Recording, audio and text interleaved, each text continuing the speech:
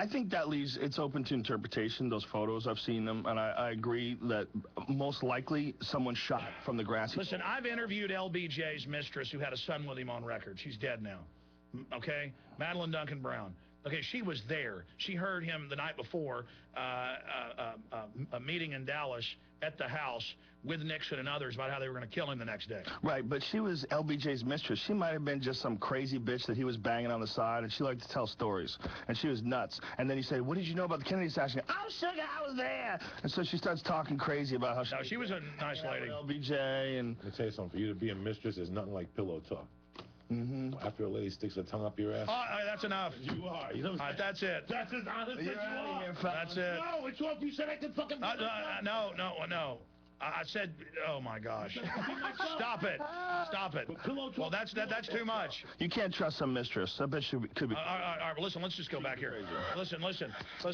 That's the problem. Stop it. You're right. Listen, that is the problem. It's hearsay. With getting into JFK. Right. So much hearsay. There's so much talk. But, I mean, the Lee Harvey Oswald thing, just that alone, the fact that Jack Ruby ran up to him and shot him in front of everybody. Right, let's go further.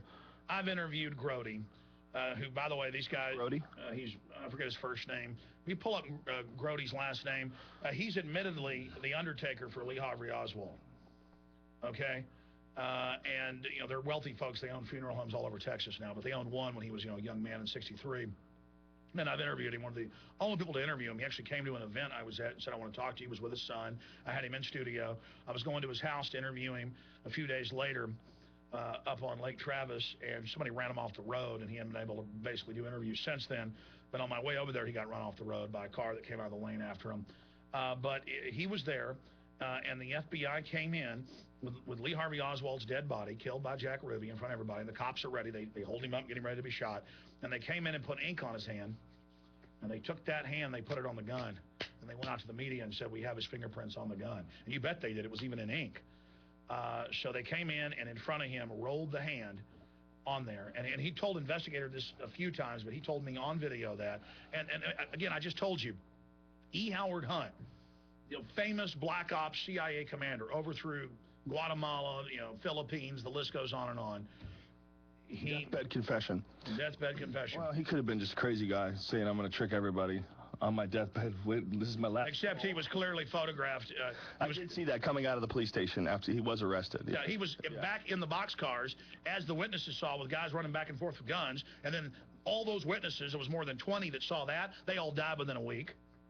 Boom, shotgun back of the head. Yeah, Joe, you're right. The government didn't kill Kennedy. I think they did. I think they did. What I'm saying is I just don't know why anybody wants to think that they didn't. People want to think that the government didn't kill Kennedy. They want to think that Lee Harvey Oswald acted alone. I mean, it's a very common argument. It's confusing, right? Joe, you look today like a 1918 German biplane pilot. This is an affliction jacket. It's got a cross on the back with studs. That's what you're into. Oh, Joe, you are something else. You're something else too, pal. You coming tonight, or what's the story? You gonna hit me with something, the kid? What are we doing? We're gonna talk Lee Harvey Oswald tonight. Well, let's do it over. We're gonna discuss. Don't say where we're going, or 50 people will be there. Don't say where we're going. That's what you're Cap City Comedy Club, 2 shows tonight, 8 and 10:30. And my man tomorrow, 8 and 10:30. Harvey Oswald Jr. Crowd's gonna be nuts. Last night was nuts. Well, I tell you, Joey, you're a very interesting, intelligent fellow. Sorry about my language and to your viewers. Look, you are what you are, sir. You can't change, and don't apologize for being... You know my main reason for it? My main reason is this. We're on FCC stuff during the main broadcast. Then people use it as a diversion. I could care less about cuss words. They use it as a diversion to not listen to all the intelligent things you said. I know it doesn't matter. It just becomes a distraction, and then if I put it... bad language is inhibiting the investigation into the government killing Michael Jackson. That's right. Also, I have all these people that are trying to censor and attack one of my YouTube channels that has like 71 million views on it, and they let everybody else cuss. We have 8 channels, over 200 million. 71 million. Yeah. They go and file fake complaints and then remove the video of this so we can't post it. But don't worry, everybody else will. Well, and then I'll tell you what. It's just because I curse a little bit does not mean I'm lying. When you listen to your politician who's talking to you like a Christian, he's lying. So, do you follow what I'm saying to you? No, I know. We're talking about naked body scanners. We're talking about children being molested by TSA. We will listen to a politician with the same story every 4 years with that sorry-ass line of shit. But these fucking momos will get offended because I say the word fuck. That's why you're around FEMA camps and the because Amero. they're too stupid to understand what's in front of them. Forget about the curse words. At least the kid's not fucking lying. So next time you listen to your bullshit congressman or your bullshit governor or even a bullshit president or somebody who's running for president and he's hitting you with that same force shit that they give you every 4 fucking years and you still vote for the fucking Momo and then you get mad, think about me saying the word fuck. With that, I'm out of here. I gotta go smoke a cigar. Hey, hold on a minute. We gotta say bye here to very everybody. solid points. Don't do the, no, I know. Joey, you get it. I'm with you, but this is just to let the American public know that every 4 years they buy the same shit they've been buying every 4 years, and the same people with their Harvard articulation and how they don't curse, and they're Christians, and they have a family, and these are the same people that shove it up your fucking ass every year. The one thing that you'll get about me is I'll say fuck, but I will not fucking rob you. If I need something, I'll ask you like a man. You're a good guy. Hey, go fuck yourself, you cunt. hold on 1 second. Take a joke, take a shuttle. Joey Diaz, Facebook, Twitter, check yourself before you wreck yourself. Big dicks in your ass. Okay, that's enough. Get out of here. You're in trouble. I'm the umpire. This is the, I'm throwing. All right. Listen. Stay black, because that's the most important. Okay. Hey, Joe. Bro, the show's over. Why are we even talking? Listen. Boy, that was even worse than Eddie Bravo. You brought him in, man. Why? Well, no, he was looking at the window. He was looking at the cigars like he wanted one, so I said, come in and have a cigar. Oh.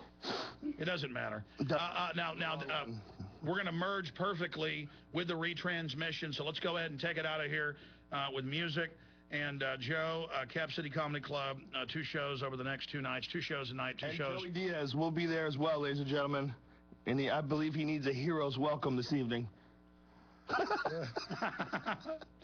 Oh, man.